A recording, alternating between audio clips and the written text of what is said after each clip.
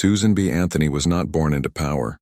She was born into a world where a woman's role was narrowly defined, her rights sharply limited, and her voice often ignored.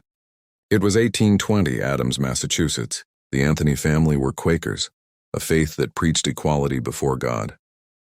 This belief shaped young Susan, but even as a child she could see that society didn't follow its own words. Girls were expected to be quiet, obedient, and grateful for whatever place men allowed them.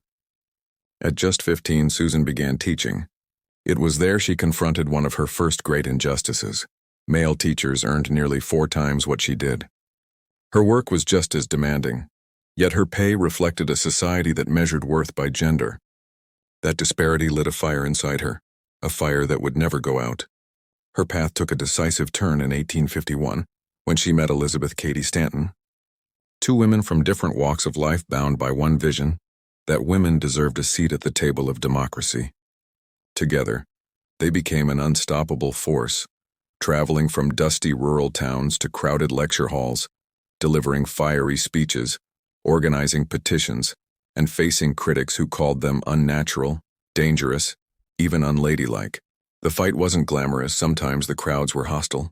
Sometimes they spoke to nearly empty rooms. But Susan's resolve was iron.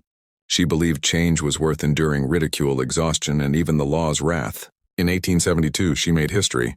Defying the law, she cast her vote in the presidential election. For that act of defiance, she was arrested. At her trial, she stood before the court, eyes steady, and declared, "Resistance to tyranny is obedience to God." She refused to pay the fine. Susan B. Anthony never saw the dream realized in her lifetime. She passed away in 1906, still a citizen without a vote. But her work had shaken the foundations of the system. 14 years later, the 19th Amendment was ratified, granting women the right to vote. A victory she had devoted her entire life to. Every woman who steps into a voting booth today carries with her the legacy of Susan B. Anthony, a woman who refused to accept silence and proved that even in the face of overwhelming odds, one voice can echo for centuries.